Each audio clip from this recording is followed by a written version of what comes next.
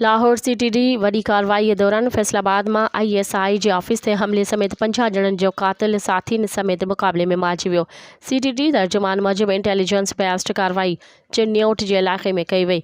Operation दौरान दहशतगर्दनि तरफ़ां मज़ामत कई वई, जंहिं दौरान फायरिंग जी ॾे वठि थी, जंहिंमें गज़नफ़र नदीम साथियुनि समेत मारिजी वियो। मारिजी वियल ॿियनि दहशतगर्दनि जी सुञाणप कई पई वञे। तर्जुमान मूजिब मारिजी वियल अहम दहशतगर्द गज़नफ़र नदीम हथां 50 लाख रुपया मुक़रर कई वई हुई। गज़नफ़र नदीम 2011 खां मफ़रूर हो। मुख़्तलिफ़ इदारा संदसि ॻोल्हा में हुआ। दहशतगर्द गज़नफ़र केतिरनि ई दहशतगर्द कार्रवाइयुनि जो मास्टर माइंड पिणु हो।